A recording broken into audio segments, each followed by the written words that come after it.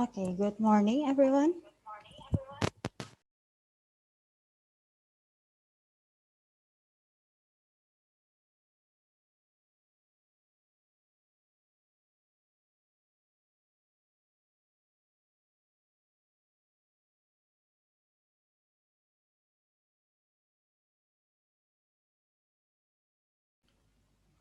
I hope you can hear my voice clearly.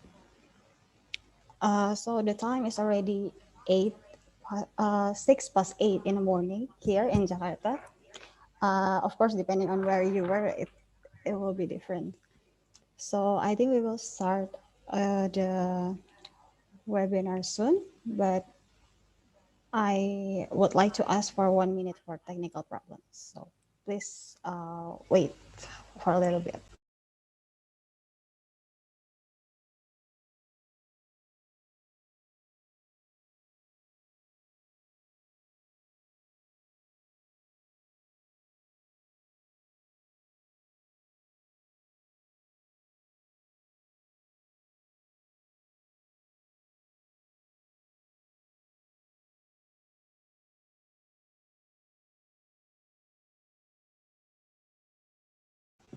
Okay.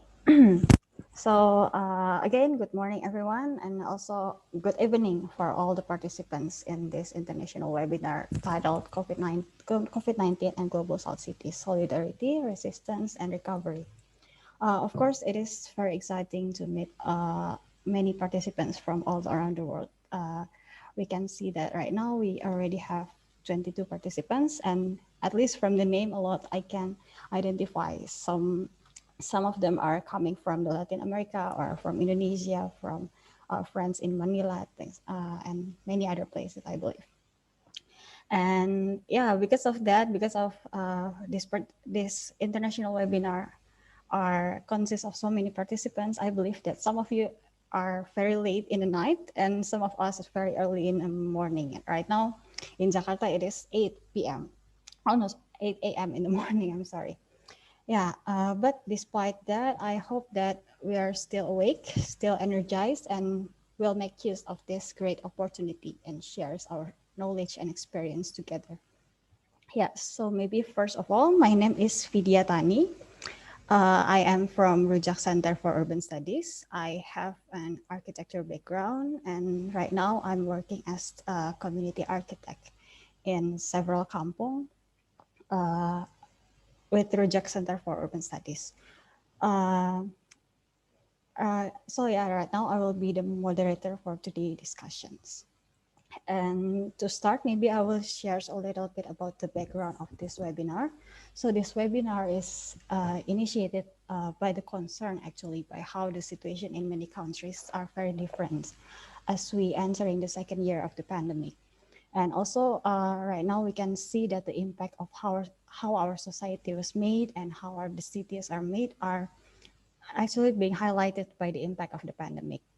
And also many crises are start to appear that reveal and deepen the existing inequalities and exposing a lot of problems in our day-to-day basis.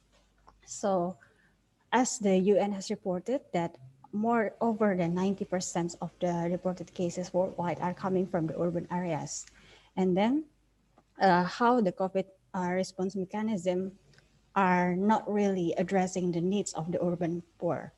And also this discussion is were made to discuss how our many countries recovery plan and also will approach a lot of numbers of urban forced labor that many of them are invested in informal sector.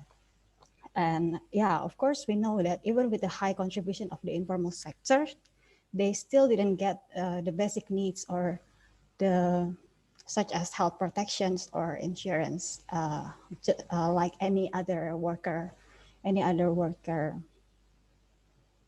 rights, for example. Yeah, so today we will discuss about how these issues are actually happens in 4 different cities in 4 different countries also. So we have 2 speakers from the Latin America, Bogota, the city of Bogota, Colombia, and also Sao Paulo, Brazil. And then we also have two speakers from Southeast Asia, from Manila, Philippines, and Jakarta, Indonesia. And each of them will have 15 minutes discussion to discuss their wonderful experience for 15 minutes.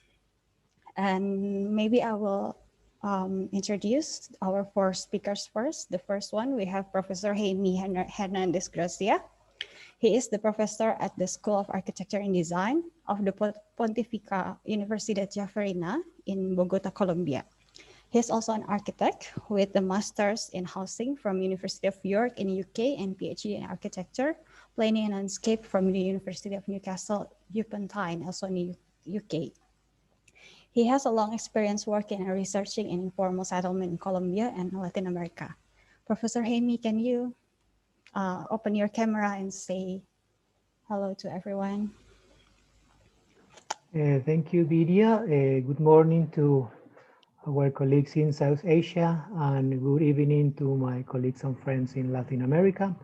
I'm very happy to be here and share some comments and reflections with you all.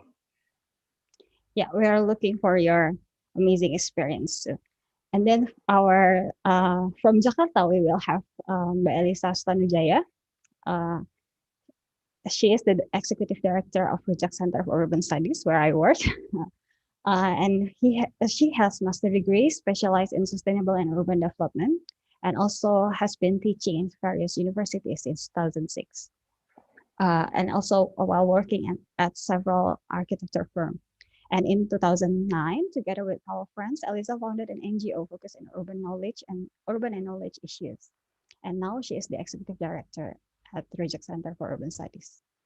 Halo Mbak. Hai, selamat pagi, good morning, good evening, selamat malam. Okay, and then the next one we have Reden. Reden Tobiris is a postdoctoral research fellow at the Informal Urbanism, or INFOR, a research hub of the Faculty of Architecture, Building and Planning.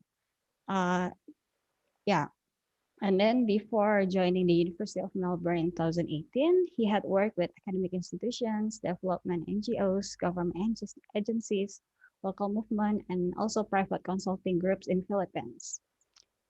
Hi, Reden. Hi, Vidya. Thank you. Good morning, good evening, everyone. Great to have you with us today. Yeah, and then last but not least, we have Adriana Marin Toro. She is a PhD student at Universidad de Paulo in Brazil, and her research interest is about urban studies and economic sociologies to address the social production of rental housing market, especially in Latin America. Hello, Adriana. Hi, everybody. Good evening, good morning. Happy to be here too. All right. Thank you for all the speakers, and to not making things any longer, I will explain that each speaker will have 15 minutes to present, and we will have 30 minutes time slot for discussion or Q&A session after all the speakers finish their presentations. And meanwhile, the speakers presenting, we are really encouraging the participants to use the chat room if you have any question or anything to discuss, and then we will come back to it when the Q&A session starts. And then without further ado, I would like our first speaker, which is Adriana, to share her experience regarding our topic this morning or night in Sao Paulo, Brazil. So Adriana, are you ready? Yes, I'm ready. All right. You can share my screen. Okay. Okay. Well, thank you. In first place, thank God for this opportunity and that we are here now. It's been really difficult times. And also thank you for this invitation, especially to my colleagues with whom we are going to share this conversation. And good evening to the assistants from this part of the world. I'm Chilean, but I'm living in Brazil right now. So I'm taking cases of Chile and Brazil I'm going to speak more about Chile than Brazil, and I will use some examples of how pre-pandemic conditions in housing are placed under pressure, the pandemic circumstance, taking in consideration also the call of this webinar, solidarity, resistance, and recovery. So for many people, the pandemic has been a really difficult time, even a personal and a social catastrophe. In Chile, our crisis started a little before, in October 2019, with a huge protest against the economy and political system. Alongside of the country, we saw public expression of social malaise via the vote banking and gatherings in public plazas, and on major thoroughways, with looting of supermarkets and pharmacies multiplied. Chile was experiencing the greatest social uprising since recovering democracy in 1990, an uprising that no one foresaw or imagined, although many will admit today that the symptoms have existed for quite some time. Then coronavirus pandemic came and exacerbated the political and social crisis that Chile was going through. There was now held an economic crisis as well. In Chile, the pandemic deepened the wounds caused by the economic inequality. Lockdown, illness, and unemployment brought by COVID-19 meant that a lot of people could not meet their basic needs. Why did this happen? Because we have a structural inequality in Chilean society, which has become intolerable. This accumulation of abuse and rate increase for public electric and transportation services, for healthcare, medicine in particular, of housing, and even price of bare necessities. Chile is known as a laboratory where researchers can analyze the process of developing neoliberal policies. These policies were established between the late 1970s and the early 1980s during a period of military dictatorship by Augusto Pinochet between 1973 and 1990. And this country has been an example for other countries and cities of the global south, especially in Latin America, on various types of policy, including housing. Looking from the macroeconomic perspective, Chile looks better than other countries. Chile has a higher GDP per capita compared to other Latin American countries like Colombia, Ecuador, Peru, Brazil, and has considerably better development indicators like poverty rate, access to basic sanitation, access to drinking water. And although it has an important informal employment indicator, it is also lower than the other countries. But this country has a relevant level of inequality as the majority of the countries in Latin America. So I want to talk about COVID-19 and housing. I want to talk about stay at home because housing is my research topic. And also it is an effective technique for reduced risk and disease such as COVID, characterized by a significant level of contagion. And also because it is a basic human right and there are rights related to housing that has been overlooked in this pandemic time. Looking at the example of Chile, but also Brazil. In the case of Chile, the possession of a residential property has played a much more relevant political role than other global north countries and cities, particularly in low-income groups. In the Chilean context, we have defined as the ethos of home ownership. That means a set of fundamental tradition, habits, institution, and culture, values, ideas, beliefs linked to the home ownership. From the end of the 70s and the early 80s, there was a construction of the idea, dream of your own home.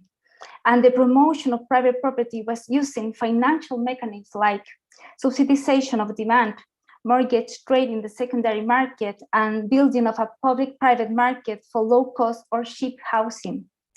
Policies favored the displacement of those who could not afford houses through settlement eradication programs to the peripheries of the metropolis.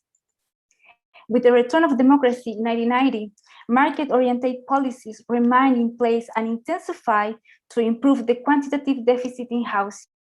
leading to the mass construction of social housing in outskirts of the city with the intention of socialize, justify the neoliberal policies of the time. Ownership was a good incentive to guarantee political consensus. And Chilean social housing policy was considered a success. Characterized by a massive housing production, has managed to reduce housing deficit, and many Latin American governments are imitating the financial model. This policy was imported to other Latin American countries like Mexico, Guatemala, Bolivia, Ecuador, Brazil, El Salvador, Colombia, Venezuela. But we have a problem, the housing problem of people with roof. However, this successful policy has ended up creating new urban and social problems. Chilean housing policy exposed problems of location, allocative efficiency, and targeting, design and construction inadequacies, segregation, fragmentation, insecurity, overcrowding. The quantitative approach neglects qualitative aspects such as social integration, health condition, educational achievement, identity, and sense of belonging. Until 2007, the requirements to build social housing were minimal. It is estimated that there are more than 1 million houses that must be repaired.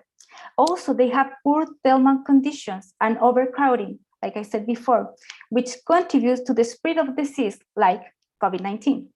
Today, there are subsidies to improve the quality of these homes, but the scope is so limited that it will take us more than a century to reach those who need it.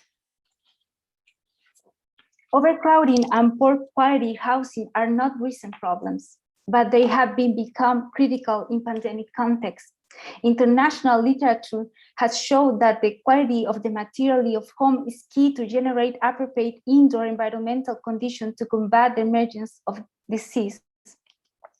But this ethos of home ownership that I mentioned before is changing in Chile.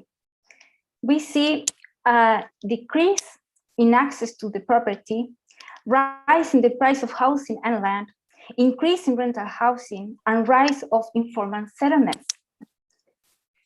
The informal settlements called campamentos in Chile start to grow, and this informal settlement start to grow significantly in 2019. The blue line means in this figure the number of families in campamentos, and the yellow line means the number of these campamentos. This is a historic rise. This growth is strongly linked to what happened in 2019 and the actual year of the pandemic period. 50% of the families that come to live in campamentos are families that declare economic or labor reason, either because they lost their job, their income dropped, or the price of their rent went up. Some lectures about it said that the paradox is that this accelerated increase in land seizures occur quietly. While most of the Chilean people have been able to stay at home, another part of the population has been forced to leave it and build a new one. They were those who lost their job during the pandemic, for whom the savings or the state aid were not enough, who did not have support network, or who ended up finding them in these communities like solidarity spaces, communities that organize themselves in the construction of houses. Here coexist communities with Chilean people, but also with families from Haiti, Colombia, Venezuela, Bolivia, and Peru. What are the measures taken by the government connected to housing?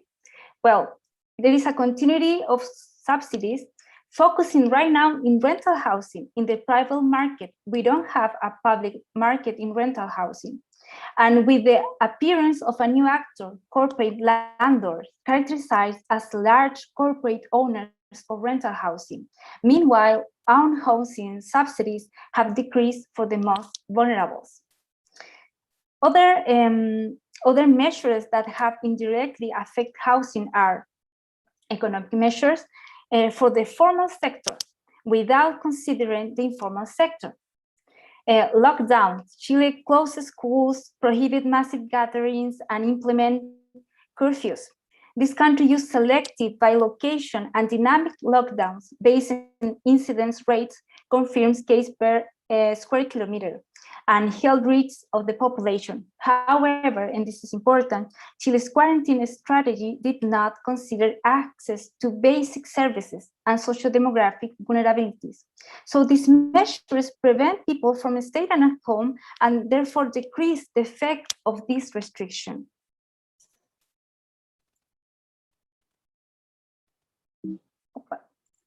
Okay. To start to conclude, I want to quickly take the case of Brazil, thinking about the call of this webinar about solidarity, resistance, and recovery. One of the characteristics of our city is inequality, and that require collective social actors that allow for the weavening of political ties with citizens. And I would like to highlight the role of the academy in this process of solidarity, resistance, and recovery. Specifically taking the case of the research laboratory where I'm working right now, LabCidade, FAO. This laboratory is coordinated by the Professor Michael Ronick, Paula Santoro, with the participation of a whole multidisciplinary team. In this pandemic time, the LabCidade, in addition to collecting data, making analysis about COVID-19 and their different impacts in the city, all this knowledge has also been mobilized to generate concrete political actions to protect communities removed or threatened of removals and evictions. Because there have been evictions during the pandemic, affecting thousands of families in Brazil, in most of the cases with an excessive use of police violence. According to data collected by the Eviction Observatory, a project created by LabCidade and the Federal University of ABC, there were at least 28 evictions in the metropolitan region of Sao Paulo in 2020, reaching 2,726 families. In addition, 48 eviction threats were identified include at least 7,000 families. And also, it's not there are unreported cases, since eviction processes are historically and systematically invisibilized, which means it is a challenge to identify them. The argument is that the housing condition of the poorest segment of the population are already characterized by density and overcrowding, which place individuals with different degrees of vulnerability to the virus in a shared, reduced area where it is difficult to self-isolate. In this context, the removal of an entire family expands the chain of contagion by the virus. To tackle this dramatic situation, the international campaign Zero Evictions is adapted in conjunction with a series of entities, movement, organization, and research laboratories. The social and your time is 2 minutes. Okay. The social and economic impact of the pandemic in Brazil cities require immediate suspension and forced removal process. Otherwise, thousands of people will be in a situation of greater vulnerability. At the same time, it opened up the urgency of public policy that guarantee housing security and access to quality housing for Brazilian families, calling for solidarity, resistance, and thinking about recovery space that includes security for families who are losing their homes in this time when one of the most important protections to the virus is stay at home. At the moment, a law is being discussed to stop the eviction during the pandemic in Brazil, hoping to make change in the executive, legislative, and judicial power. And finally, it's true, there exists natural and environmental catastrophe or pandemic that are not under our control or are beyond our control. But I would like to mention a Harvey quote in which it said, even though it is a fact that viruses mutate, and we don't have any control over that, the circumstance in which a mutation becomes life-threatening depend on human action. And when we talk about human action, we are talking about the role of the state, public policies, and also the academy and the community. When a responsibility becomes collective and not individual, and how we face a pandemic condition or any other circumstance of catastrophe. Thank you. Okay. Thank you so much, Thank you. Adriana, for your wonderful presentation. It is very wonderful. Not wonderful because the case is very saddening, actually.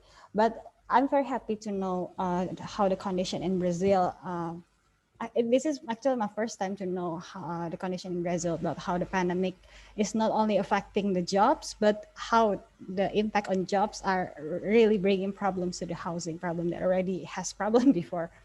All right, from the Brazil, I think we will continue to Latin America later. Right now, we will move to the Southeast Asia first with Redden.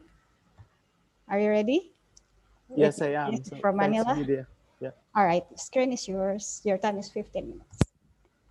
Hi, everyone. So my name is Redan Resho, and I'm currently a postdoctoral research fellow here at the Informal Urbanism Research Hub at the University of Melbourne. And let me begin by acknowledging the traditional custodians of the land where I work, the Wurundjeri people of the Kulin Nation. I pay my respects to their elders, past, present, and emerging. I also wish to acknowledge the other leaders of indigenous communities who might be here with us today. Let me now share my screen for my presentation.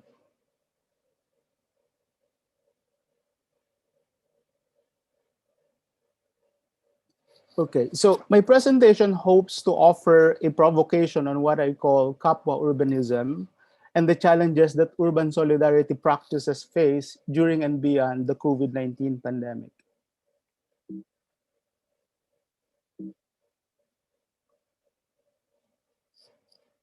Over a year into this global pandemic, international borders remain closed, vaccines have been unevenly distributed, and things remain uncertain.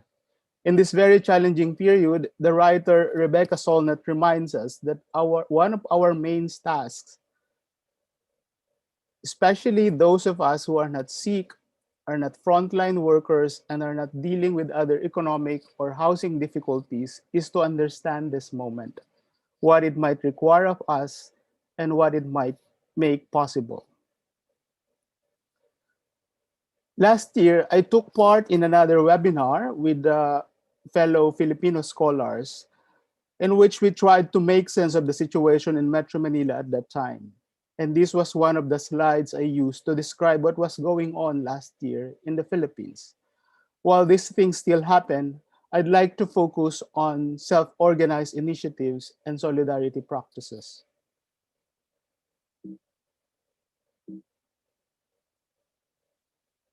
My notion of Kapwa urbanism draws on two strands of thought. First is the concept of kapwa, which means shared identity in Filipino. It is the core concept of Filipino social psychology, or what we call psikolohiyang Filipino. Here, the ako or self or ego and the iba sa akin or others are one and the same in kapwa psychology. The usual phrase, hindi ako iba sa aking kapwa, I am no different from others, is basically the manifestation of kapwa. And probably internationally, kapwa resonates with the African notion of Ubuntu, which is about shared or common humanity. The other important concept is the ethic of care. Here, I draw from Fisher's and Trontel's definition of care as an activity that includes everything that we do to maintain, continue, and repair our world so that we can live in it as well as possible. And that world actually includes our bodies, ourselves, and our environment, all of which we seek to interweave in a complex, life-sustaining web. So from this definition, it is obvious that care is a process and that we need to rethink our account of human nature, that humans are interdependent rather than independent, as most or some economists would always argue. Thus, to place the ethics of kapwa and care at the center of human life and governance processes requires rethinking many of the assumptions about social realities and political relations. For instance, as Tronto urges, rather than seeing people as rational actors pursuing their own goals and maximizing their interests, we must instead see people as constantly enmeshed in relationships of care. And this is where framing of Kapwa as shared identity amplifies our connectedness and entanglements with fellow human beings and even with other species who might have uneven but also shared vulnerabilities in times of crisis. By offering the notion of kapwa urbanism, I seek to highlight urban solidarity practices that are rooted in care, mutual aid, multiple forms of resistance, and everyday uses of public spaces in Metro Manila. So let me just elaborate on on how I define kapwa urbanism and its manifestations. The most popular manifestation of kapwa urbanism today in the Philippines is the community pantry movement. The first community pantry was initiated by an entrepreneur named Ana Patricia Non, who placed a small bamboo. You could see here, this is the first community pantry, who placed a small bamboo cart to encourage people to donate and take things they need for the day. So the principle is very simple: give according to your ability and take according to your need. And this simple principle has inspired thousands of Filipinos. As of May 6, which is less than 2 months since the first community pantry started, the Department of the Interior and local government of the Philippine government says that there have been over 6,700 community pantries all over the archipelago. And there have been many views about community pantries in the Philippines, and I would not be focusing on them, but enough to say that some have interpreted it as a clear expression of the Filipino bayanihan spirit, or probably similar to Indonesia's gotong royong culture or cultural practice. So bayanihan or solidarity in times of crisis. Some have also claimed that it is a form of resistance against the inability of the government to provide enough support and the elitist perspective of some Filipinos against low-income Filipinos or urban poor residents. But the thing is, even before the community pantry became a phenomenon in the Philippines, grassroots organizations, community groups, and NGOs had already been engaged in various forms of grassroots solidarity. In some urban poor communities, residents have cultivated vacant land to grow vegetables for community consumption. So this one is in an informal settlement with about 6,000 households. So one of their coping mechanisms is really to grow some vegetables for community sharing. Some groups have also put up community kitchens to help feed families who rely on highly precarious informal work like waste picking and street vending. Other groups have also provided relief goods and rice subsidies to some of their members. Like the second photo, this is a street vendor organization providing relief to some of their members.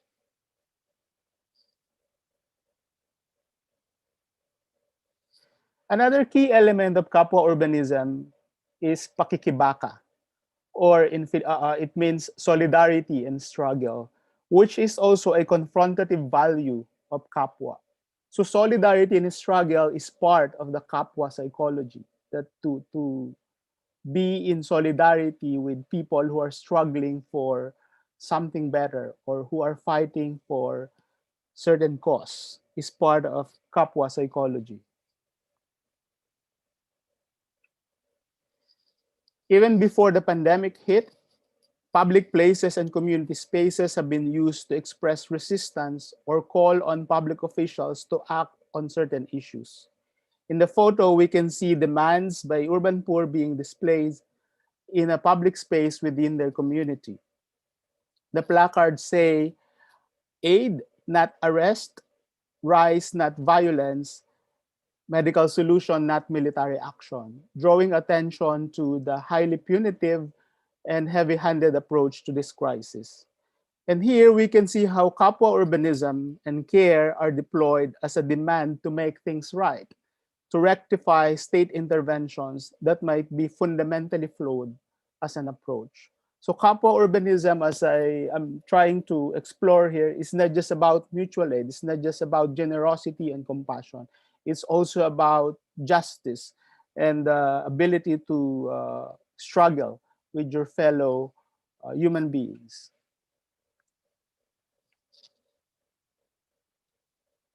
The last element of kapwa urbanism that I will explore here includes the range of everyday uses of public space in Metro Manila.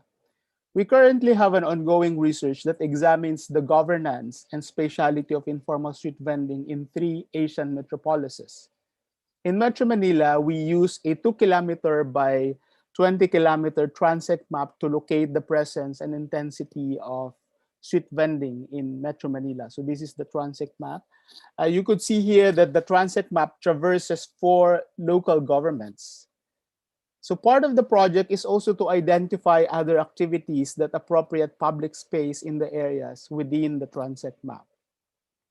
We use Google Street View to identify and capture the images and activities. And we've identified 6 other appropriations, but I'll just focus on 4 of them here. And these are the playing, sitting, greening, or gardening for plantitos and plantitas in the audience, and production, which could be related to economic production or housework. Arguably, these activities entail social interaction and care activities, things that nurture us as social beings and cultivate our relationship with fellow human beings or with nature in the case of greening or gardening activities. Now, to what extent do these activities shape our public space, and how do they contribute to my notion of kapwa urbanism? So here are the numbers when we look at the frequency and their presence in the spaces within the transect map. Greening is present in about a third of the accessible location. Seating is observed in 22% of the spots, and production and play are present in about 18% of the transect. These numbers reveal at least 2 things. Metro Manila residents are very social, and that they are willing to encroach on public space to undertake these activities, which in turn indicates the lack of state-provided common space and also their ingenuity to appropriate the very limited public space. So just take a look at how we are transforming, street corners into basketball court, or street space as, part of our social interaction space. And then, of course, the garden, the street corner as part of the garden of one household. And I believe that it is important to understand how these practices of kapwa urbanism, of care and social interaction could enrich the vitality of street life and social belonging in megacities like Metro Manila. The challenge really is to understand how they work and how they contribute to human flourishing. Now, kapwa urbanism, how do we apply it as an urban governance framework, and what are the challenges? This brings me to the final part of my presentation, the challenges to kapwa urbanism. There are many. Actually, I've identified, I think, 5 or 6 challenges, but I would just dwell on 3 of them. First is the tendency to over-formalize or over-regulate things through highly centralized processes. The community pantry is just an example here. The government had initially attempted to regulate, even if their own system has been very inefficient and ineffective. So they initially tried to regulate the bottom-up initiatives across the archipelago. In the end, they backtracked due to strong public support for the community pantries. The thing is, overregulation is the norm in many other aspects of public life in the city. As I said, more than formalization of social life, it is vital that we understand how these everyday practices of kapwa urbanism, of informal care networks could promote human flourishing in global South cities like Metro Manila. And I think there are also many examples of kapwa urbanism practices in Bogota, in Sao Paulo, in Santiago, and Jakarta. And the challenge for us scholars and practitioners is to understand how these everyday incremental practices contribute to sense of social belonging and social life.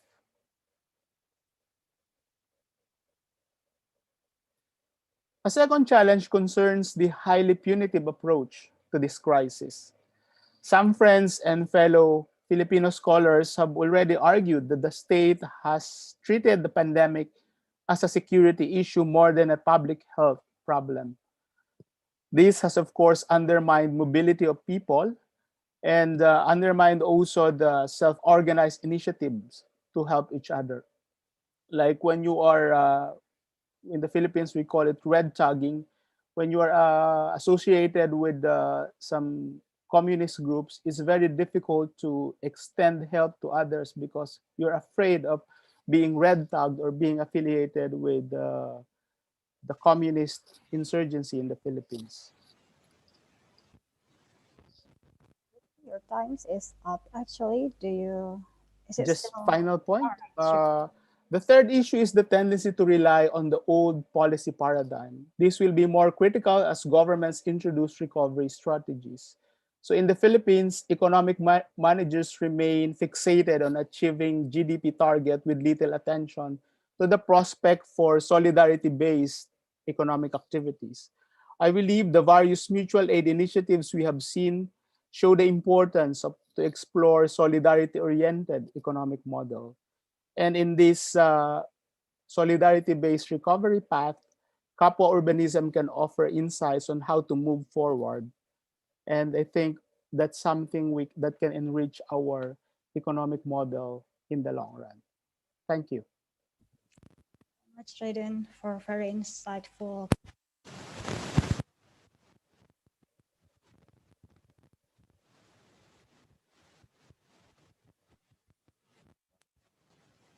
I think you are muted, Vidya. Oh, I think now. How about it? No, it's okay. Oh, it's okay. All right. Yeah. So I think we can go straight to you, Professor Jaime, because you already unmuted yourself. So right now we come back again to Latin America to see more about Professor Jaime experiences, and then after that we will have Mbak Lisa last. Okay, Professor Jaime, the time and screen is yours. Thank you very much, Vidya. Again, my name is Jaime Hernandez Garcia. I'm professor at the School of Architecture and Design at the Adriana University in Bogota, Colombia. And I'm very happy to be here. Thanks for your attendance. Good morning in South Asia, good evening in Latin America.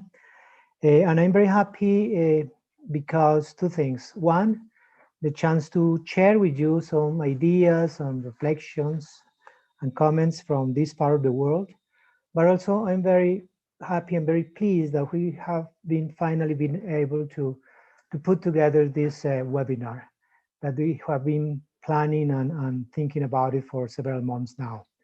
And my thanks to Redden, who initially had this initiative and asked some people and the help of RIAC Institute in Jakarta to facilitate this interesting exchange. Because at the end of the day, the idea is this South collaboration. Okay, I'm gonna share my screen now, make a start.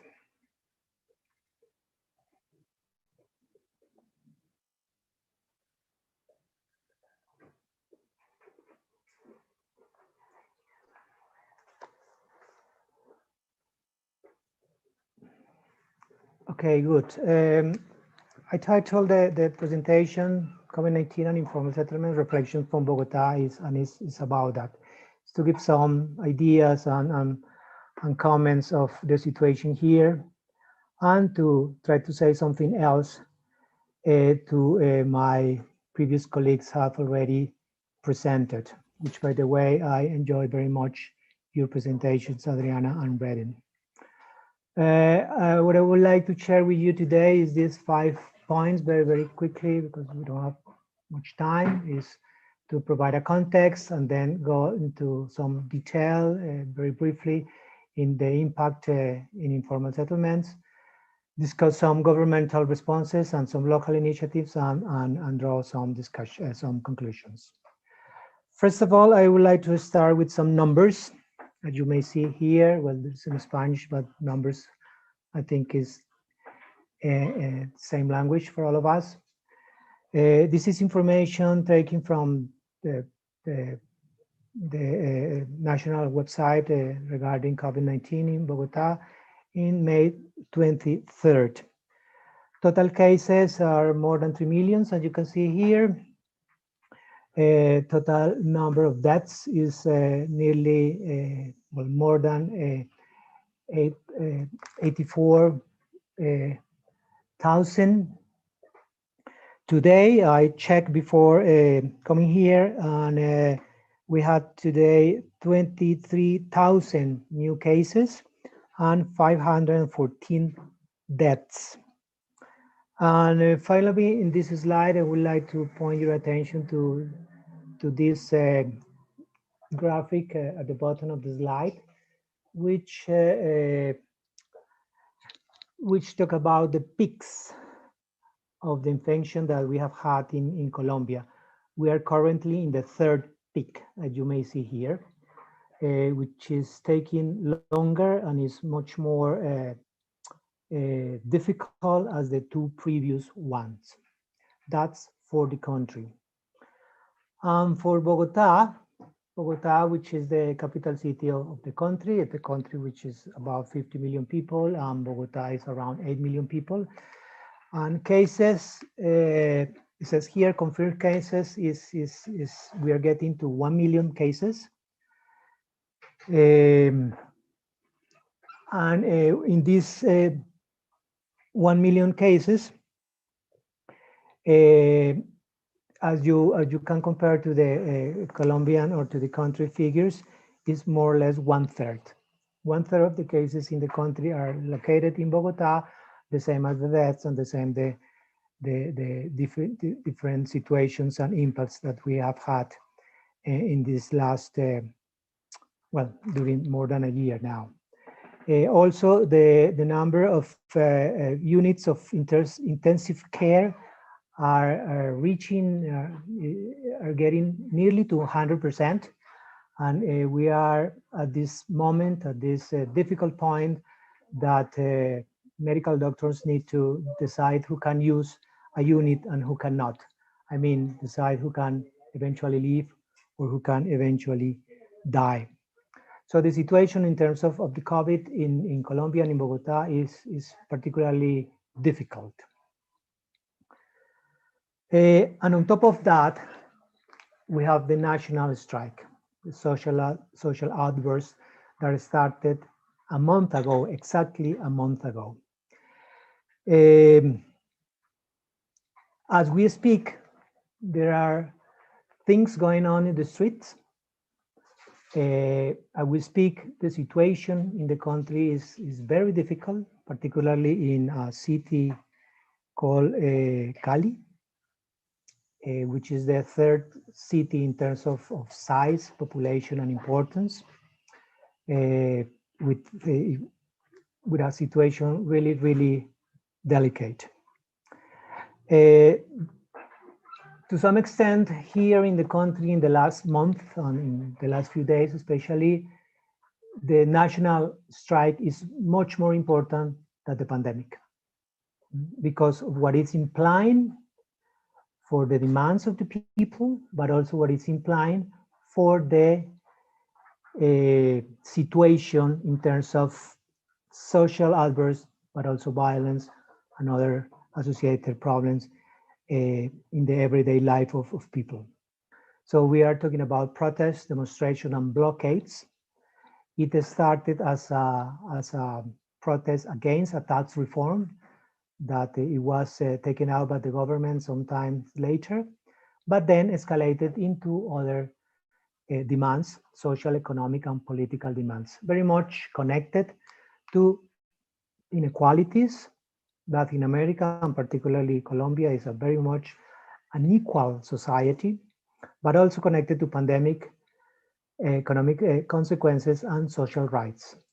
So what is happening now is agglomerations, as you may see here in the photograph, very much against what it is supposed to be in terms of social distancing and so on, but also human rights abuses, a lot of violence, and a lot of issues at the moment in our country.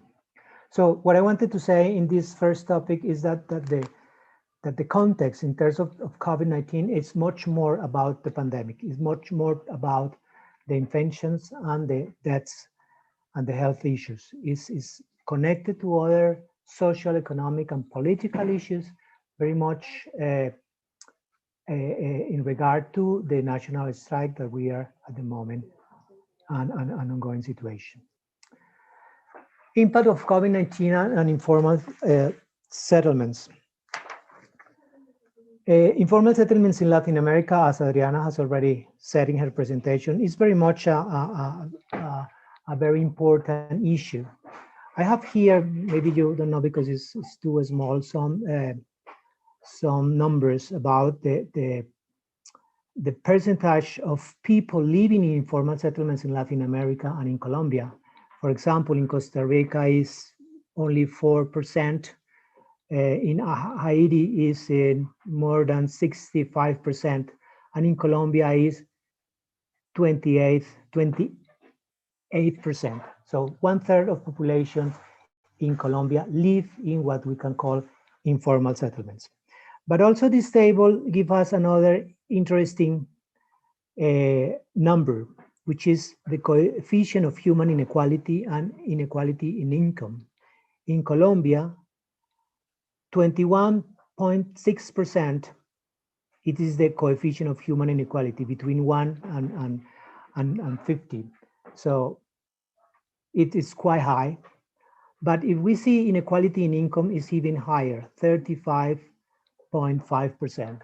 To some extent, this explains by themselves the national strike, but also tells about what is the size of informal settlements in our country, and what is the size of the struggle that people living in informal settlements or the urban poor or low-income communities may face now in front of the pandemic.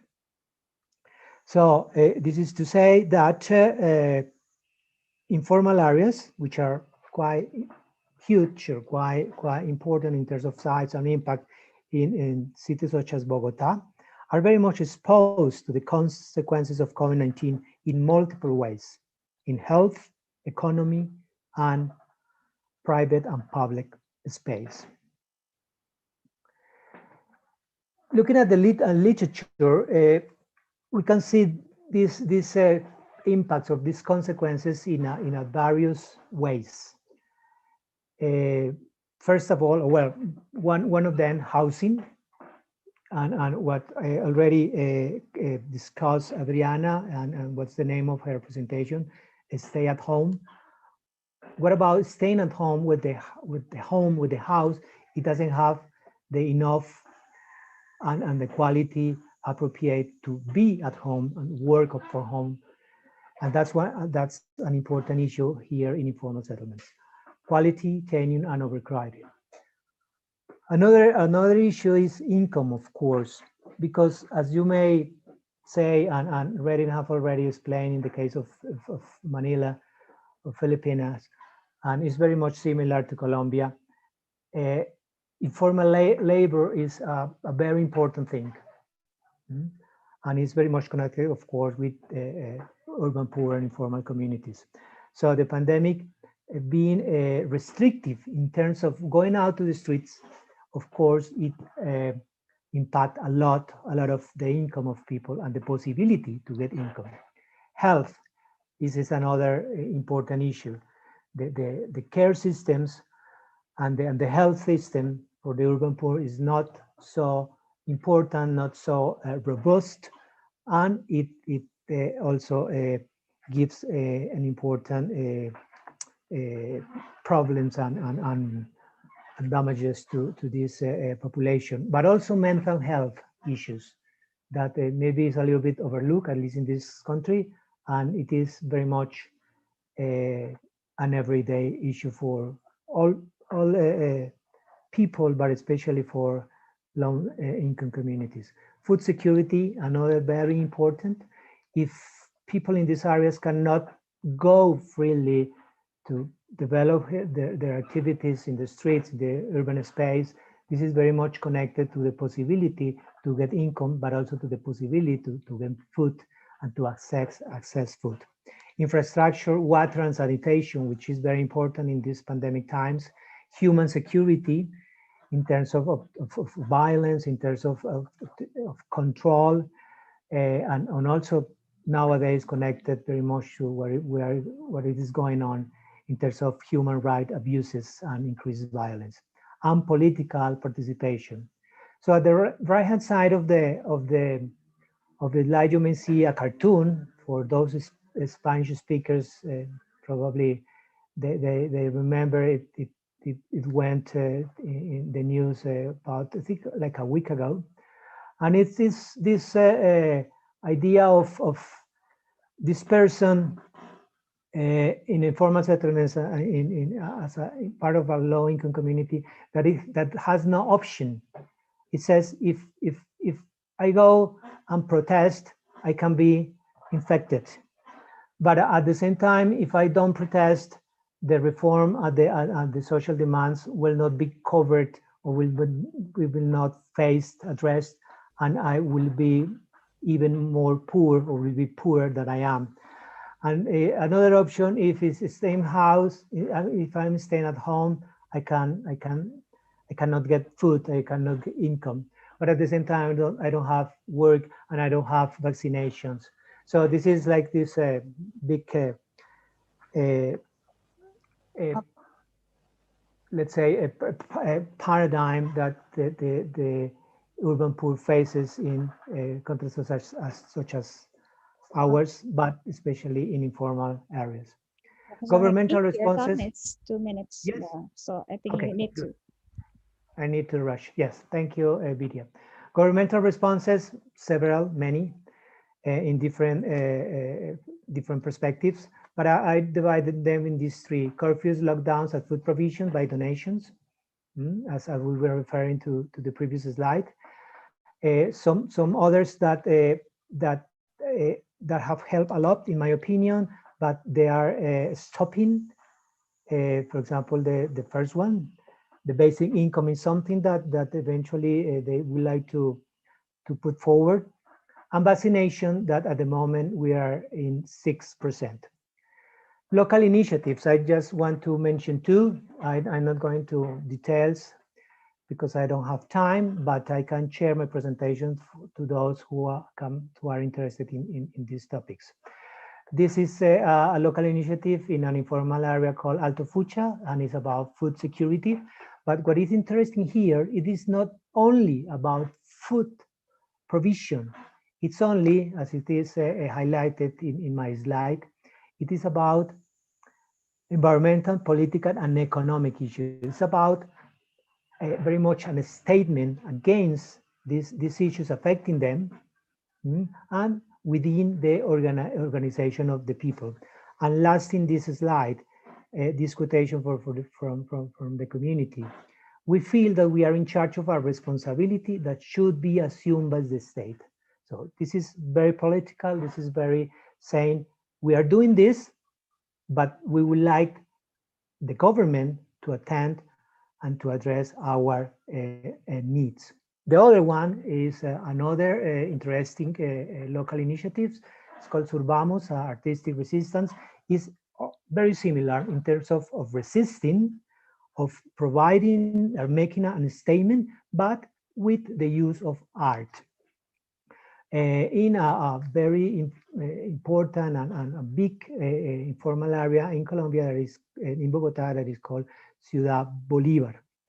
And as they claim themselves to be, is a graphic laboratory to try to understand their origins, their identity, and demand or make these statements to demand their needs. And finally, Lydia and colleagues, I would like to draw these conclusions that actually they are not from me, They're from this paper, The Pandemics, Outer Urbanism and Collective Life, from Ban and others in 2020.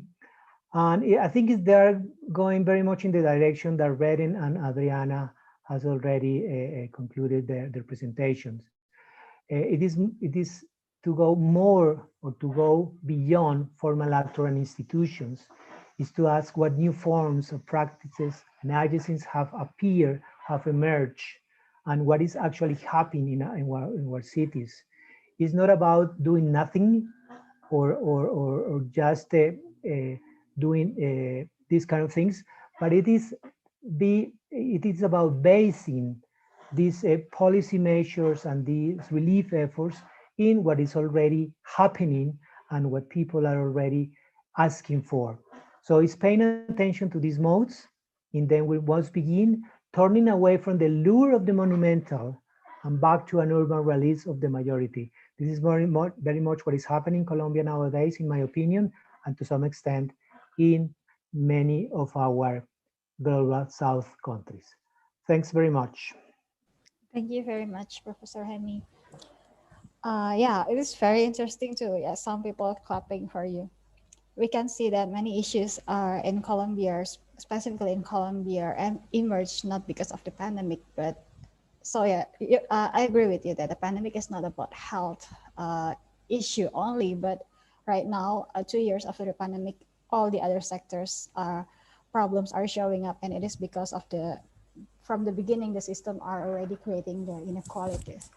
We will discuss about it more at the Q&A session. Right now, we will move to Jakarta, Indonesia, to our last speaker, Mbak Elisa. Yeah, your time, 15 minutes starts now. Okay, so good evening, good morning, good afternoon to wherever you are. So it's a rare opportunity that we could have an event that connects 3 different regions and talking about our similarity, which is informality. So if we look into standard definition of informal economy, such as coming from ILO or from government, this is mostly focused on the issue of tax, legality, and also labor issues. And from the government side, especially in Indonesia government, either is national government or provincial government, there is an urge to transform informal to formal. And it's on the behalf for the simplification. You know, it's easier to transfer cash or support. It's easier to count your numbers. It's easier to tax you as well. So that's the urge coming from the government side. So in my opinion, we should escape the dichotomy of formal and informal, because it's not about good or bad. It's not about right or wrong, especially if we live in the city. And there is no single or ultimate way about how the city operates, or we as the residents manage, maneuver, negotiate, and live in the city. And the previous presenters, I think, show us a greater diversity on how people dealing in the city or in the space within the city, using their tactics, strategy, organizing, protest, or occupying, or solidarity, or whatever it is. So I think we should put informal economy on the geographical setting and social network and relationship that produce by it or from it. I like to say it's not informal economy. I prefer to say it's a people economy. So maybe in Latin America, it's also sometimes there is also another one. I think there's another one called popular economy. Somehow it's a kind of like better understanding rather than just saying it is informal. So I built my presentation based on understanding about this and link it into the current and widespread widespread practice done by Indonesian cities, which is the craziness of social media and digital platforms.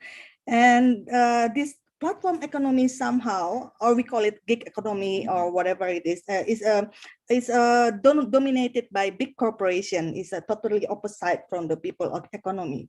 So it sounds like an antithesis of it. So I will tell 3 stories about this intertwining of people and platform economy, and how they cope and how they interact, comprehend, and take action during the pandemic.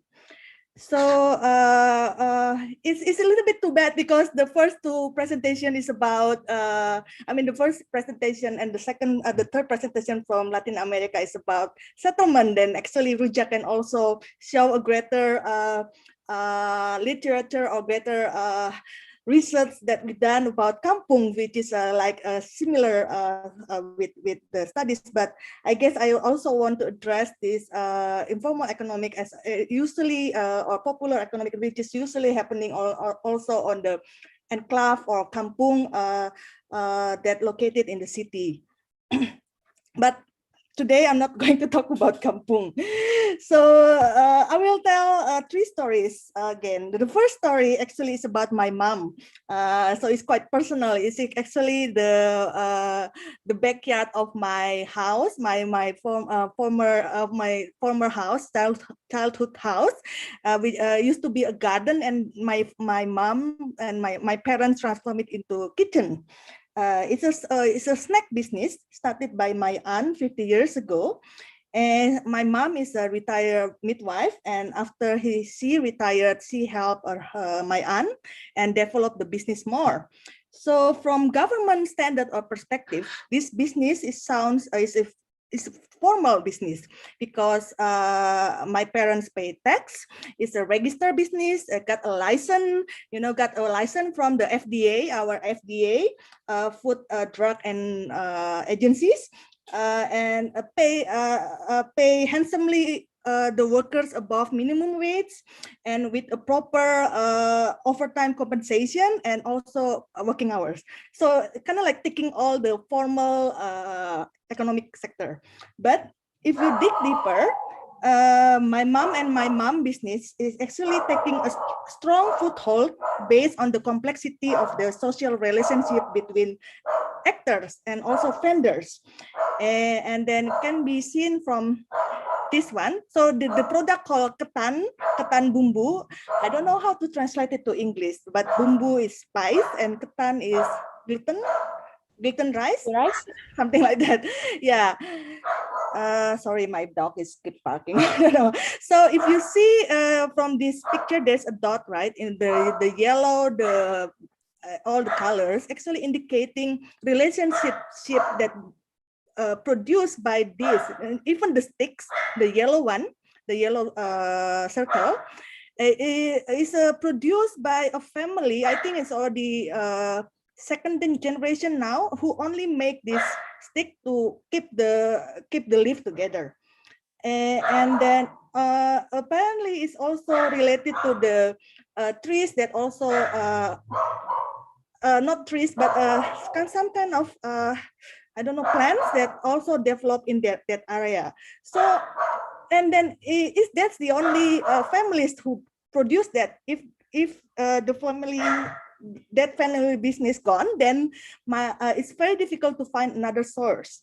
And then even the gluten, my parents, my aunt didn't procure it based from the best price, like a tendering or looking for the how can I say, looking for the cheapest price. But it's because of the strong relationship with her friends who also own big stores, and then it's because of that. And then even the leaf, the banana leaf, is also coming from street vendors. And I don't want to talk about the spice, because in order to produce spice, you need a lot of workers, but the workers have to come out from the one community, otherwise they cannot work in synchronized. So there is a long story about how complex the social relationship that happen. But usually by the time the government try to address that, they never really talk about that. And because this kind of economic system also happen in kampungs, about the tofu production, about the snack production. By the time you wipe one kampung, then you lost all the ecosystem. I think this is the space issue and the social economic correlation with it, something that need to be addressed more when we talk about the informal economic. No need to talk about tax and or whatever it is. It is important, but but that's not really important. So another story. Hang on, Eliana, could you please? So another story is about, oh yeah, sorry, I forgot one important thing about solidarity. So during the pandemic, my cousin who's running the Jakarta branch, she purposely erased the contact number from the box, the pink one. So there's a contact number there, then she covered it with other things. And why? Because she said that she saw the growing number of reseller of this product everywhere during the pandemic. And she saw also many housewives or homemakers within her circle or her neighborhood try to sell something, including this product. So during this difficult time, it's kind of like a form of solidarity from her side, even though perhaps she didn't know the person. So I guess I don't think this kind of solidarity also occur if you buy something from supermarket, for example. So purposely taking out the history of the product in order you can sell more from another side. So another story is coming from this one. So it's our biggest unicorn right now. It's called Gojek. It's a super apps. You can basically order ride-hailing apps. You can shop from there, and they just recently merged with another unicorn called and then they call it Goto now. I think the joint valuation is reaching 20 billion US dollar. But the way they operate is stepping into informal economic, which is ojek or taxi bike and SMEs or including like warungs or street vendors. So I think the Gojek or all kind of super apps produced by this unicorn is kind of like the pinnacle of platform capitalism, which is extract the bottom billions as we know. So a few days ago, there's a controversy raised in social media. You know, in Indonesia, like it's the capital of Twitter. Jakarta is capital of Twitter, about the cost from platform. So you can see from something in the middle. So the original price is 15,000. Then they ask for delivery fee 6,000, platform fee 3,000, order fee 2,000, and then actually another fee also occur if you choose different services. And all of them is coming from other side, not coming from them. Some have 20% coming from driver, tenants, and customer, and it's a kind of like poverty penalty for the customer who doesn't really want to go out during pandemic time, but they have to rely on this in order to get some food. So, and the relationship is somehow complicated because it's also endorsed by government. Government saw it as a kind of like championing and favoring this platform economic, because they have some kind of impression that this platform are helping government in formalizing the economic. They need the urge to formalizing, right? And helping the SME actors. But is it really, these two applications, they always campaign that how they helping how many thousand SMEs and etc. etc. But in order to really survive in this platform, you need to compete with bigger player who also got a lot of money, like like brand KFC or Pizza Hut or whatever it is, and the tenants have to pay more and mostly subsidize themselves. So unless you're already famous on the street, then you are on your own. So to be seen in the platform is totally different practice by how to be seen on the street, which is totally different. So another story is coming from a platform that developed by Jakarta government. Thankfully, on their Corona website they have a bilingual services, so I don't have to translate one by one. For participants from outside, if you want to see more about the platform or the Corona condition in Jakarta, you can go to this website. I will type out about the address. So this is the platform that developed by Jakarta government called Big Scale Collaboration Platform. So they produced it last year after they have fiscal difficulties in order to during when you have to given out the social aid. So they invite many parties to help by using this platform. Using and also kind of like using the word of gotong royong, the one that mentioned by Redden before, or mutual collaboration, and using this platform to meet as a way for donors to meet the people that they want to help. So in this case is street vendors. So yeah, but this platform also is a way for government to formalize as well. So before they setting up this platform, I think it's on April 2020, is together with national government. They kind of like make a survey and ask the street vendors or informal economic practitioner to fill out the form, and if you want to get aid. So that become their database, is also become one of source information to make this platform. But again, there is also some kind of requirement that you have to fulfill in order to get this aid. So there are different kind of aid that they offer, and it's really based on the donors actually. So one is a facility package, it's kind of like providing health protection package, and then capital loan and training. So training, because they work together with other companies who also can provide trainings. So this platform coming up because the difficulties of the government to provide, how can I say, I think it's kind of like provide aid for the people who really need it, for the informal economic actors who also need it as well to survive during pandemic. But then again, it's supposed to be government jobs, right? It's supposed to be their responsibility, but they somehow using the platform to share the burden, to others, and then and apparently others also have I think like it's a hobby of giving aid. It's kind of like part of the culture as well. So for me, it's a smart, and not really smart, but it's tricky. I don't really know how to respond. It's you're supposed to do that as a state. You have the budget already. You get tax from our side, then you're supposed to do your job. But why you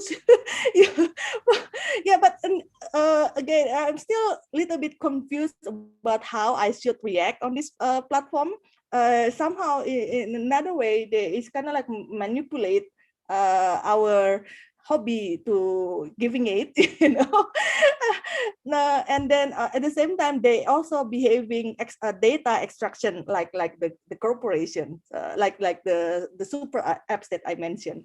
So I don't really have the conclusion from about the pandemic, but I just really want to show what all kind of practices that done during this pandemic could be an opportunity, like Gojek, the super apps that I mentioned. I think they received 3 different investment during the pandemic, including the merger, including one biggest investment from Telkom. Telkom is our national telecom agency, our telecommunication agency, a corporation.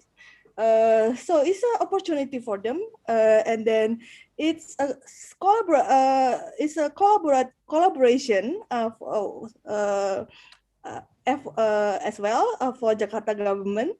But also when you talk about the people itself, it's a solidarity, like what happened with my cousins, intentionally delete the contact number, and then also Redden already mentioned about it. So I guess the way we see the informal economic have to go beyond that, have to and we have to we have to occupy the term itself and make it more like this is people economy rather than only trapped into formal and informal. And this pandemic only show how different these two operates and how it's have a really rely on the social network, and how we have to make look into it and more if the government really want to really help this informal economic, then you have to start to understand the social connection with it, and how it's rely on the geographical setting, how it's rely on how you live, and etc. So yeah. Okay, thank you, Vidya. I hope I'm not You already passed the time limit. All right, it's okay. Thank you so much, Melissa. And then right now we already finished our 4 speakers. We will enter our Q&A session. We already have 1 questions in the chat room, but before we discuss that, I would like to invite all the participants to ask or try to discuss anything, because right now after 4 wonderful discussion, we have many maybe many topics to be discussed about, like housing problems, grassroots solidarity. Also, the last one, Melissa talks about how informal economy takes shapes during the pandemic, and how the super tech giant technology company are making use of this pandemic to make more profits of us, the public. All right, so I would like to we have the first question from I'm sorry if I read the name wrong. It is from Bunan Natakun. Hi all, greetings from Bangkok. Congratulations to all the presenters to bring along stories from across the globe. And then he has seen similarities from what Radens coined the terms Kapwa urbanism with what happening in Bangkok, Thailand. So actually the question is tailored to Raden's presentation. The first questions: have you seen such common special practices by low-income residents in ad hoc public spaces around the houses as their community collective resources to be used for making better livelihoods? So it is about the use of the public spaces near around the houses and the communities. And then the second is during the pandemic crisis, how the public spaces, which are usually closed for the safety by the government, are giving difficulties to low-income residents to sustain their livelihood. Maybe if I understand this question about the informal vendors, maybe not informal, street vendors, maybe around that subjects. Okay, so I think while we're waiting for the question for other speakers, Raden, maybe you can answer first. Yeah. First of all, thanks, Pan, for that really important set of questions, and thanks for joining us from Bangkok.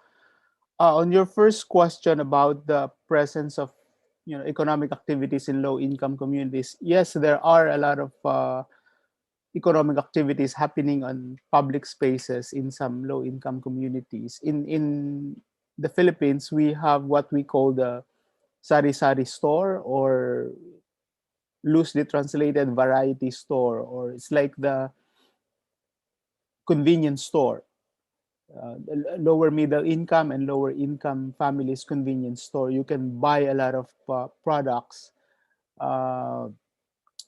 in a retail basis, and most of or some of the sari-sari stores, particularly in urban poor communities, encroached on public spaces, and that normally the facade or the front space of the sari-sari stores become public spaces. People loiter around there, they talk there, they discuss issues there, they say hello to their friends there, they meet there.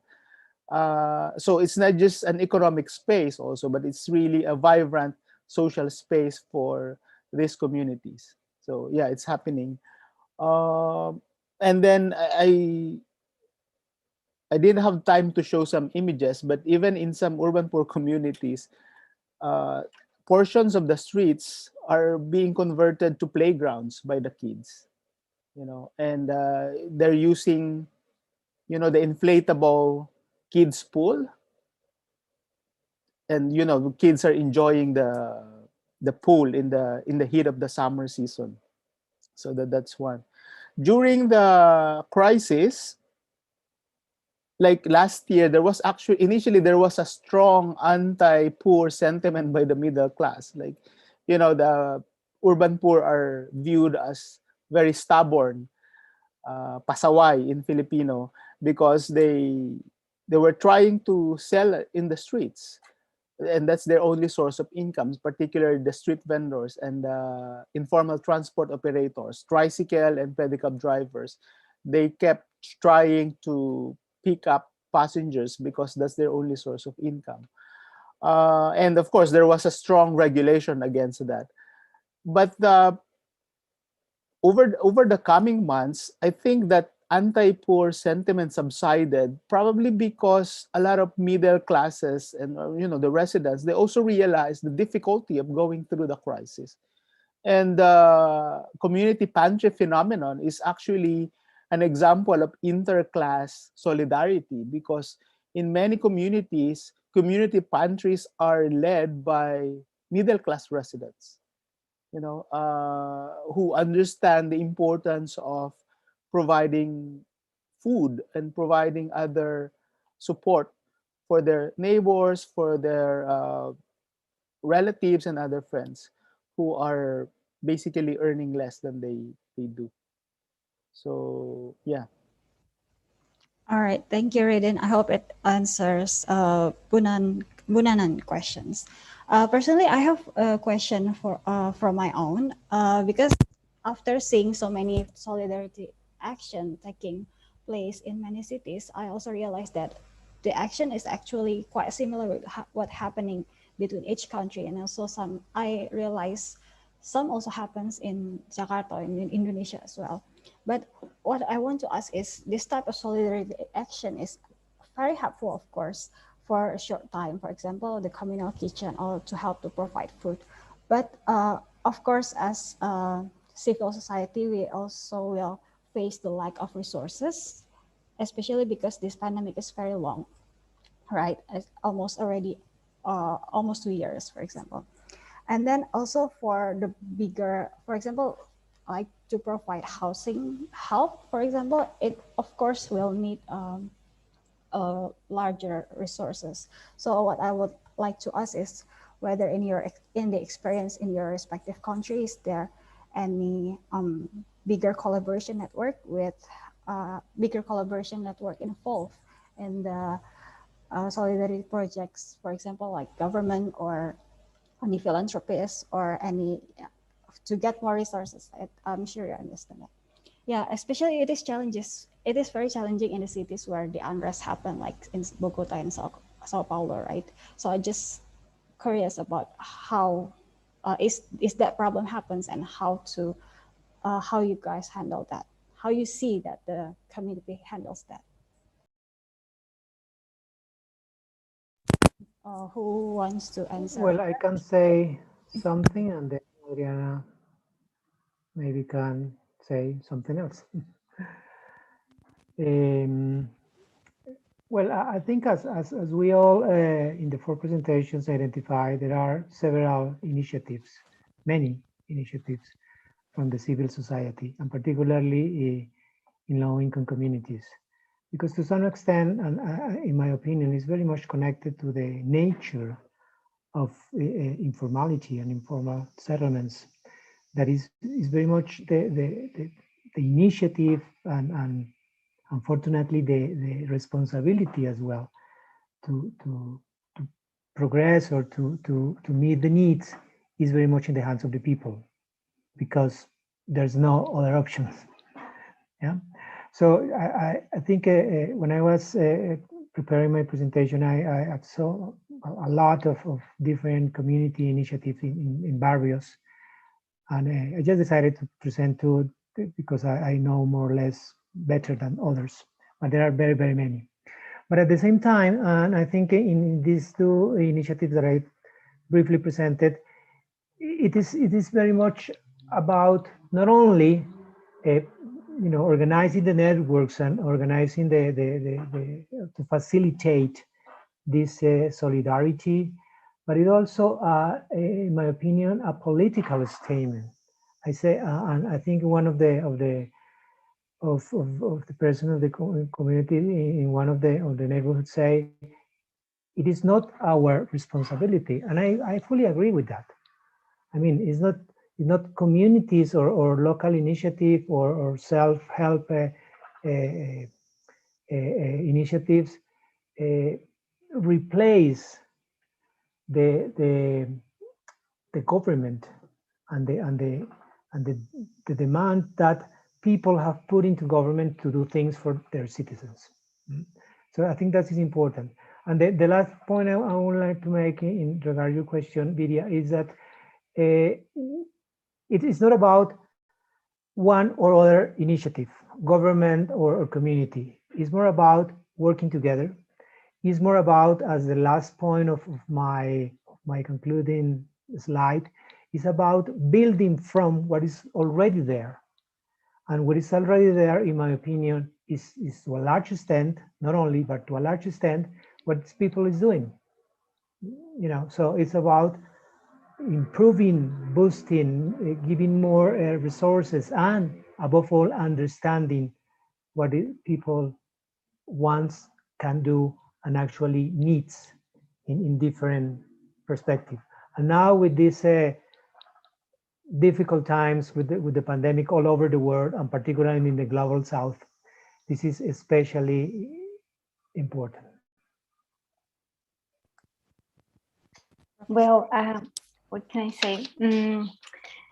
The government gives some grants, but they're not connected with the reality.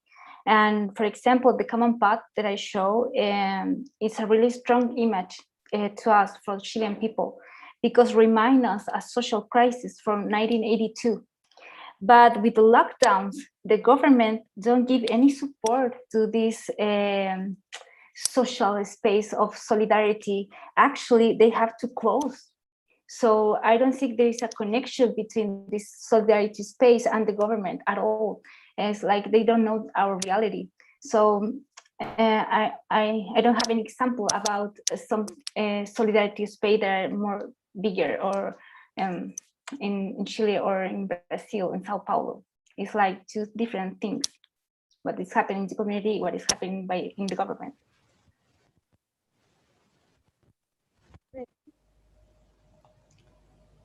Vidya, I think there are different expressions of how these networks have emerged and also have been sustained. One is, they are sustained by support from small companies. It's not just, of course, civil society led and community grassroots organizations initiated, but towards like after a month or two, some small companies also provided some goods, for instance, to sustain the community kitchens and the community pantries. Also, I think some of you are familiar that we have a lot of what we call OFWs, or overseas Filipino workers. We have more than, I think, 10 million overseas workers like me. And the OFWs provide financial assistance when they see that, oh, this, for instance, the community pantry phenomenon has become, an inspiration to many Filipinos. They also send some financial support and products to keep the activities going. Then in some instances, in some communities, like street vendor organizations also collaborated with local government units. When there was heavy restriction on mobility, some local governments in Metro Manila launched what they call the mobile trading. So some vendors were able to move around certain communities with consent from the government. So this happened in areas where you have very progressive local leaders.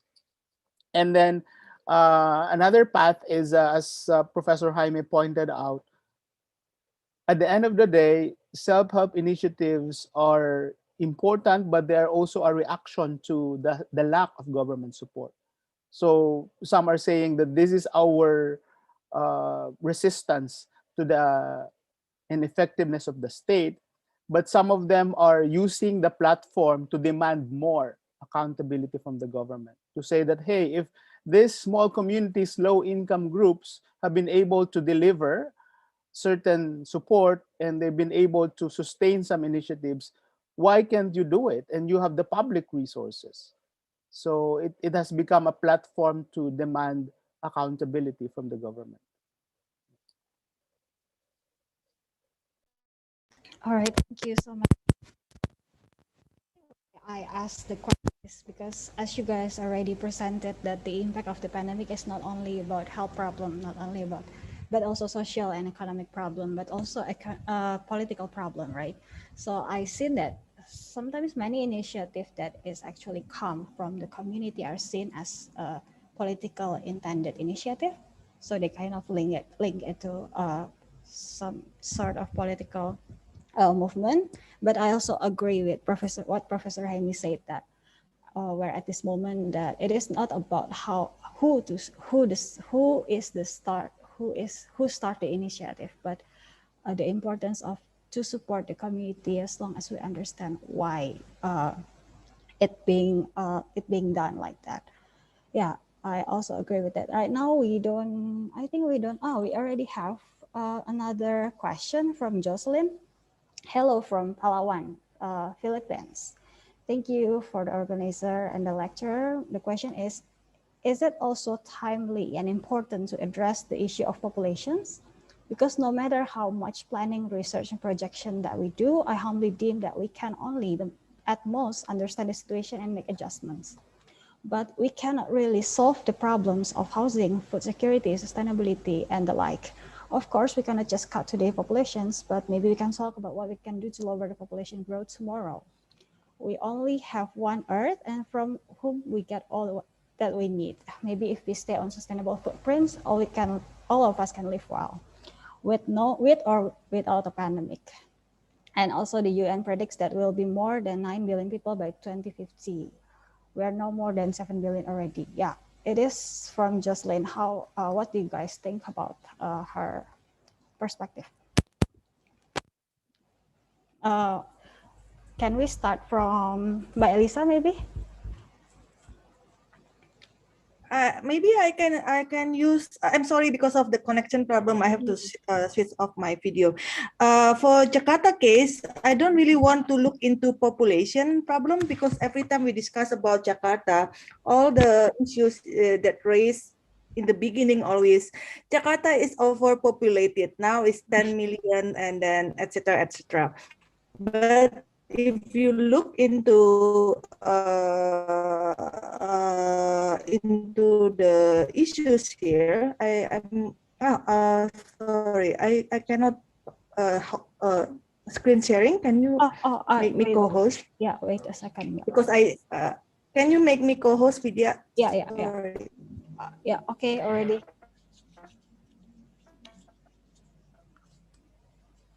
Halo, Mbak. I think we lost you.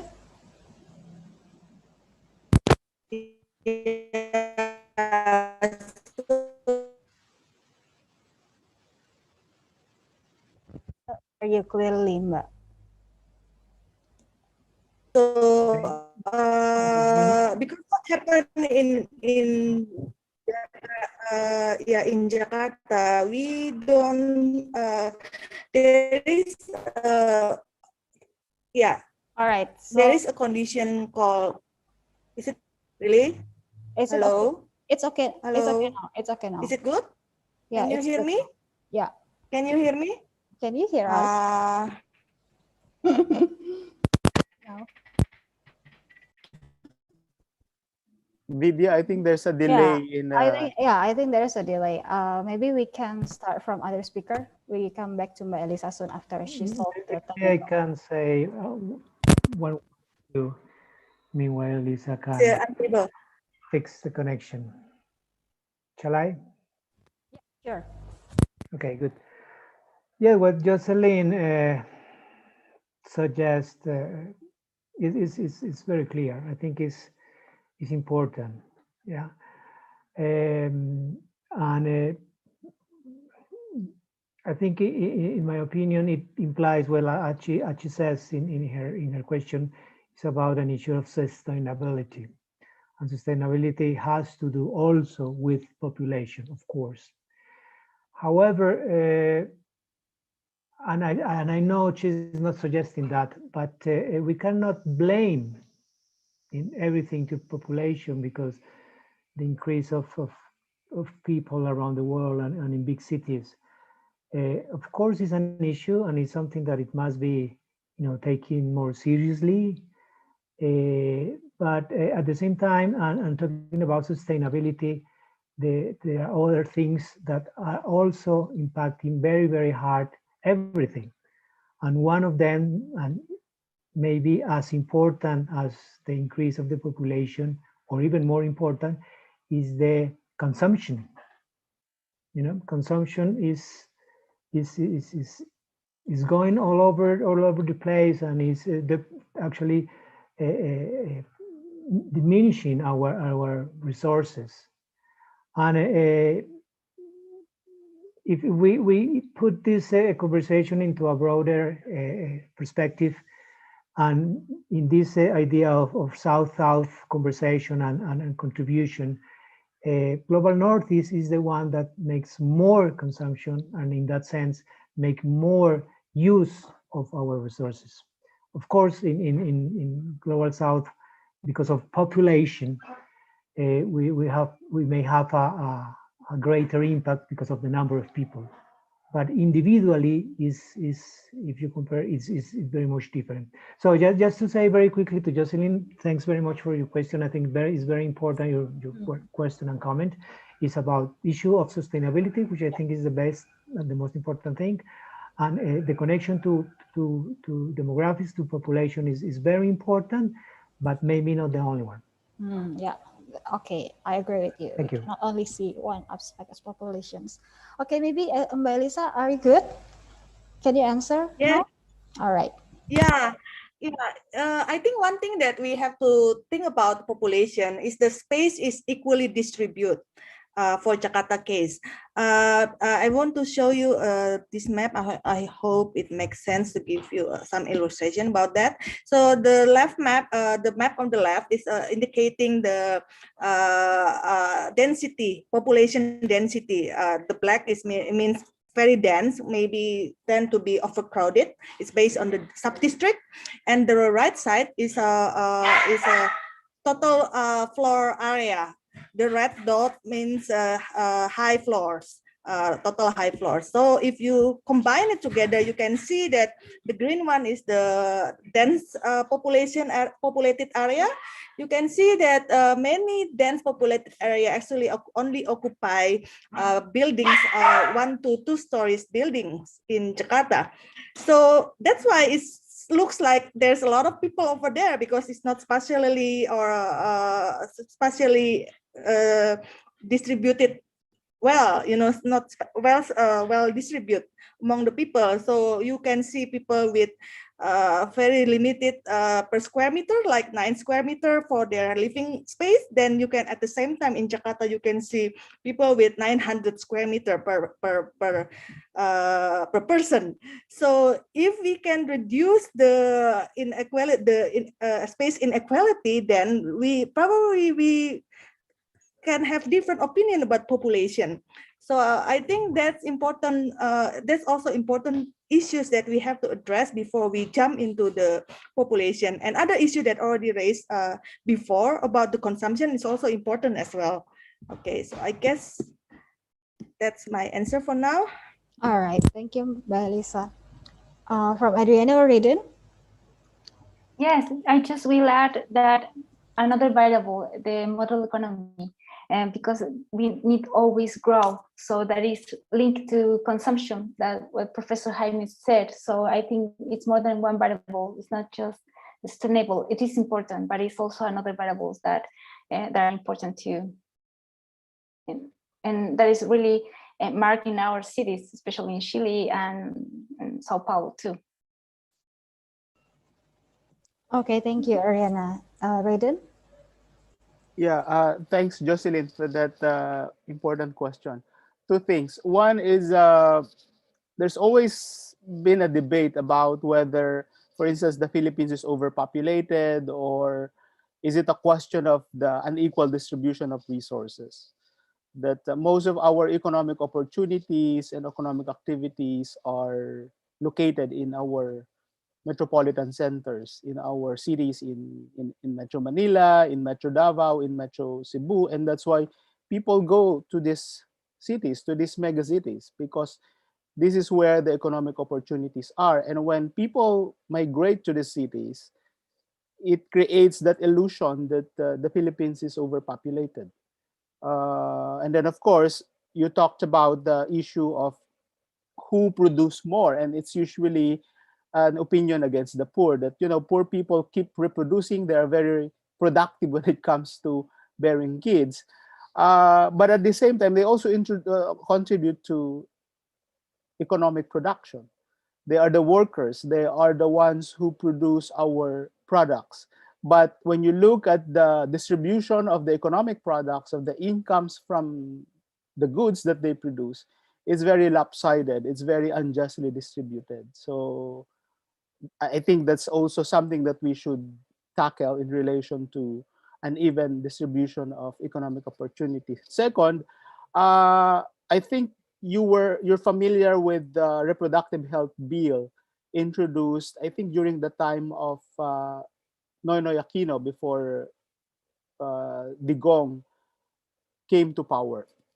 And there was a strong opposition from the church about this reproductive health bill, because I'm framing this issue as supposedly a question of choice for families, whether they want to have more kids or not, and in relation to economic development. Of course, there was a strong opposition to it because there's a cultural dimension to population growth, strong opposition from the church. And that's something we should also take into consideration when we talked about population growth, reproductive health, and sustainability. So there are many factors to it. There are many issues, and population growth, I think, is just one aspect of it. But thank you for raising this. I think we should keep our conversation around this issue. Thank you, Raiden, for your answer. So right now the time is actually, or we already over time about 22 minutes, but there is one more questions in the chat room. Is that okay for the speakers and maybe the participants? There are 38 left to continue these last questions. Okay, no, okay, okay. Then this last question is from Harris. He's asking about how to escalate this kind of community solidarity movement in order to facing the next disaster. Maybe we're thinking about making a massive and integrated resilience system with the government too. I think these concerns comes because this action is coming from initiative, right? Personal or community initiative. But do you think it is possible to make it more integrated with the government system?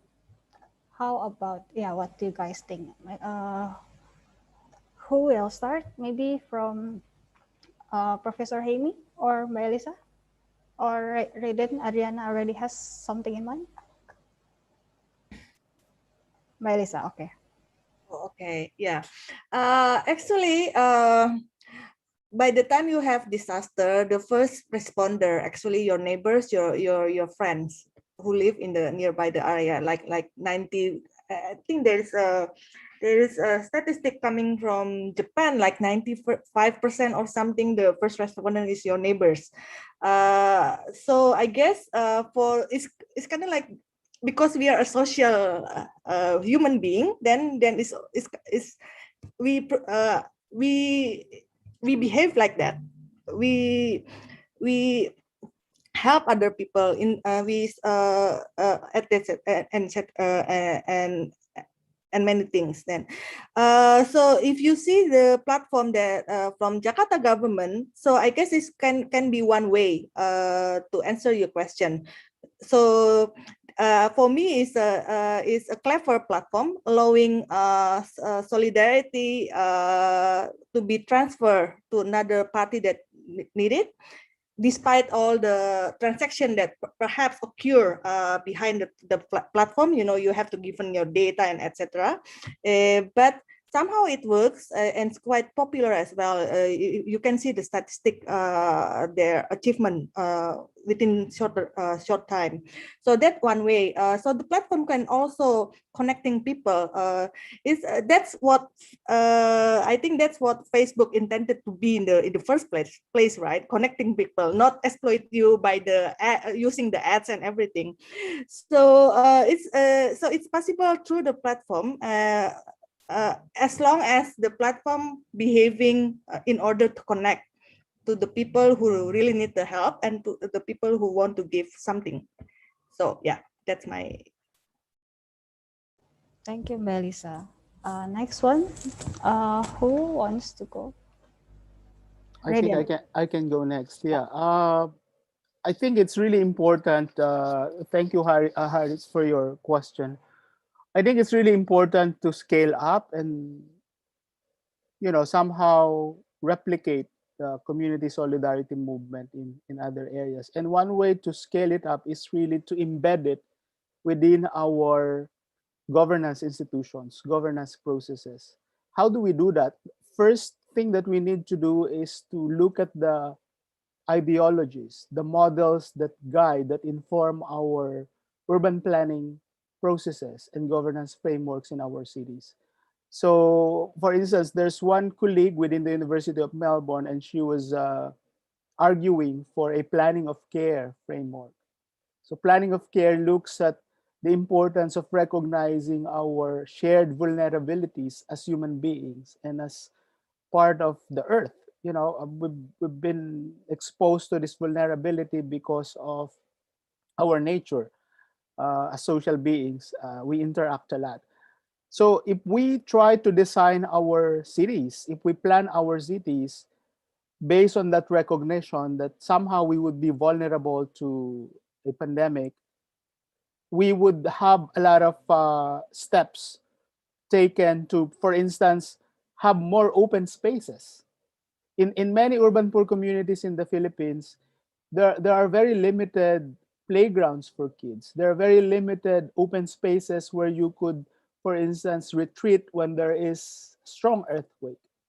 So if we have, let's say, human flourishing as our ideology when we plan our cities, I think that would be a great inspiration instead of having the usual economic growth as the foundation of our planning process.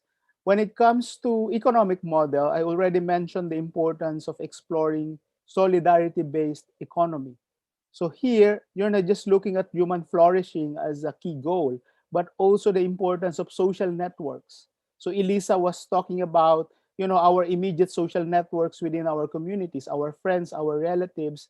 But at the same time, when you look at the broader social networks, look at civil society groups, look at NGOs and probably religious groups.